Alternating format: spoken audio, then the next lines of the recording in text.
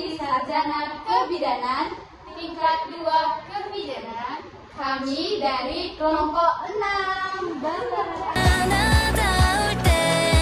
Halo guys, saya Wina Sofia sebagai moderator. Halo, saya Sesa Sumbiring berperan menjadi mahasiswa.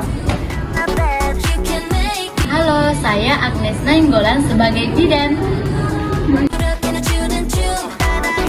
Halo guys, saya Nurul Barat sebagai pasien. Assalamualaikum warahmatullahi wabarakatuh. Saya Wina Octavia. Di sini saya sebagai moderator. Di sini saya akan membawakan materi tentang mempromosikan kesehatan yang mental dan baik pada perempuan pada masa reproduksi. Nah, di sini saya tidak akan membawa materi secara sendirian. Di sini saya akan mengundang ibu bidan, ibu hamil, dan juga mahasiswa kebidanan. Ditonton terus ya. Nah, baik, terima kasih. Di sini saya moderator Wina Octavia sudah menghadiri nih beberapa narasumber kita seperti ibu bidan kita, Ibu Agnes Nainggolan, ibu hamil kita ini Ibu Nova, dan mahasiswi kebidanan kita ada Sesa. Nah, baik, di sini saya akan memulai nih pertanyaan-pertanyaan kepada narasumber kita ya. Oke, terima kasih sudah menyempatkan waktunya untuk bisa datang ke acara ini ya. Ibu bidan, saya ini ingin bertanya Ibu bidan. Nah, kenapa kesehatan mental pada perempuan itu sangat diperlukan pada masa reproduksi, sangat membutuhkan memiliki kebutuhan khusus ini? Baik, terima kasih kepada Ibu moderator, Ibu Wina Octavia. Di sini saya akan sedikit menjelaskan.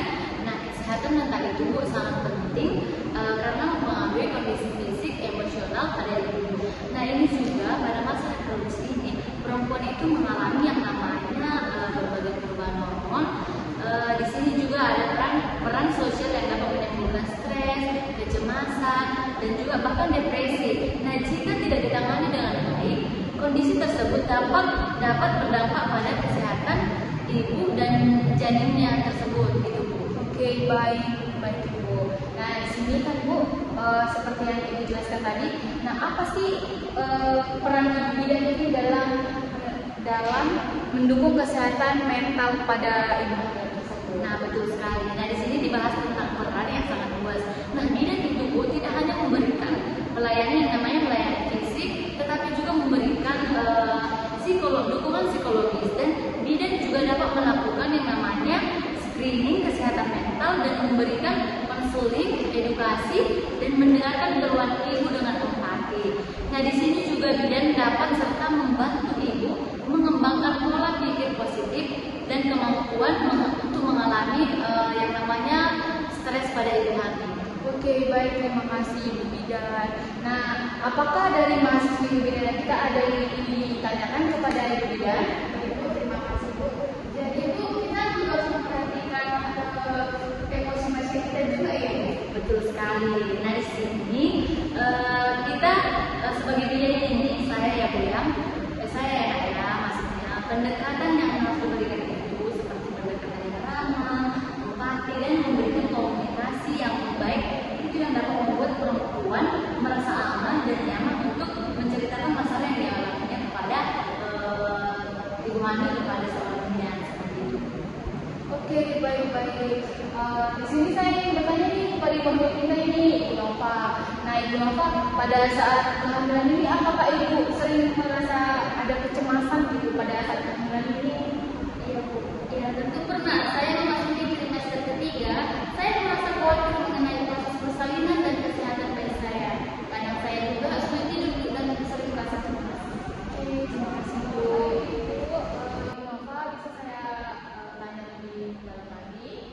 Oke, Bu, jadi waktu Ibu mengalami stres nih, apa sih yang bidan lakukan pada Ibu pada masa itu?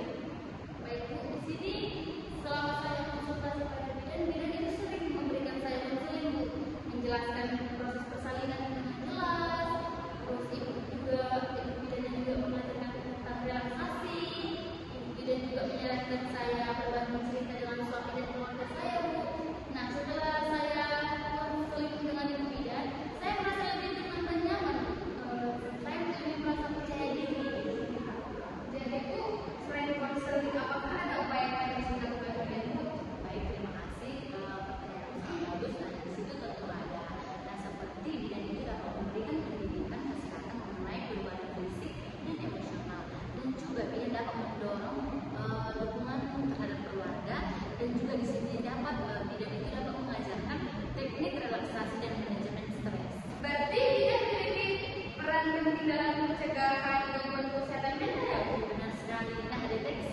dini dan dukungan yang tepat itu dapat membantu masalah kesehatan mental dan dapat dicegah sebelum menjadi serius.